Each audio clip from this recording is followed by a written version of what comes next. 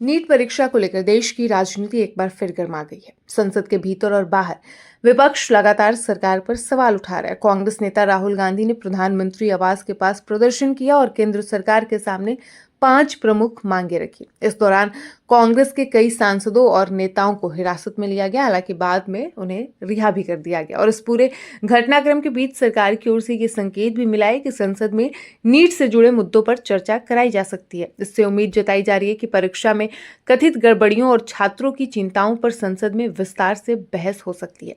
राहुल गांधी ने प्रदर्शन के दौरान कहा कि लाखों छात्रों का भविष्य दांव पर लगा है और सरकार को इस मामले को गंभीरता से लेना चाहिए। उन्होंने कहा कि केवल आश्वासन देने से काम नहीं चलेगा, बल्कि ठोस कदम उठाने होंगे ताकि छात्रों का भरोसा दोबारा कायम हो सके। कांग्रेस और अन्य विपक्षी दलों का आरोप है कि नीट परीक्षा को लेकर सामने आए विवादों ने देश की परीक्षा प्रणाली पर सवाल खड़े कर दिए हैं। उनका कहना है कि छात्रों और अभिभावकों में असमंजस की स्थिति बनी हुई है, इसलिए सरकार को पूरी पारदर्शिता के साथ जवाब देना चाहिए।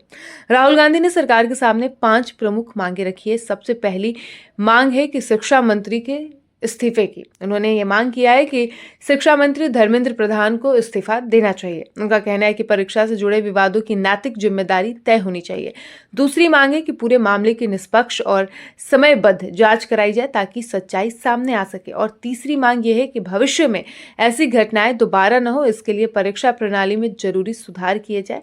चौथी मांग छात्रों और अभिभावकों के हितों की रक्षा के लिए स्पष्ट और पारदर्शी व्यवस्था लागू करने की है।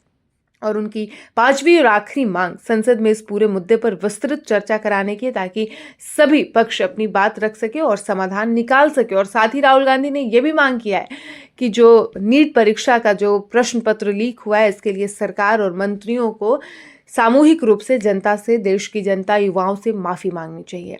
प्रदर्शन के दौरान राहुल गांधी समेत कई विपक्षी नेता प्रधानमंत्री आवास की ओर मार्च कर रहे थे। पुलिस ने सुरक्षा कारणों का हवाला देते हुए उन्हें आगे बढ़ने से रोक दिया। इसके बाद कांग्रेस नेताओं और पुलिस के बीच काफी देर तक नोकझोंक हुई। पुलिस ने प्रदर्शन कर रहे कई नेताओं को हिरासत में लिया और बाद में 13 लोगों को गिरफ्तार कर लिया। हालांकि बाद में उन्हें कानूनी प्रक्रिया के अनुसार रिहा किए जाने की जानकारी भी सामने आई है। संसद में भी इस मुद्दे को लेकर विपक्ष लगातार सरकार को घेरता रहा। विपक्ष का कहना है कि जब तक छात्रों के सवालों का संतोषजनक जवाब नहीं मिलता, तब तक उनका विरोध जारी रहेगा। कई विपक्षी सांसदों ने सदन में इस विषय पर तत्काल चर्चा की मांग की है। सरकार की ओर से संसदीय कार्य मंत्री ने संकेत दिया है कि नीट से जुड़े मुद्दों पर चर्चा कराने के लिए सरकार तैयार है। सरकार का कहना है कि छात्रों के हित सर्वोपरि है और यदि सदन की कार्यवाही सुचारू रूप से चलती है तो इस विषय पर विस्तार से चर्चा की जा सकती है।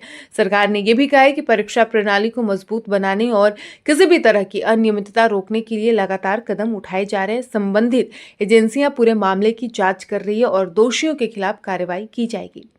आपको बता दें कि इस पूरे मामले पर देश के प्रधानमंत्री नरेंद्र मोदी ने भी बात की है। उन्होंने भी बयान दिया जिसमें उन्होंने परीक्षा से पहले प्रश्न पत्र लीक होने के मामले को उन्होंने घोर पाप बताया है।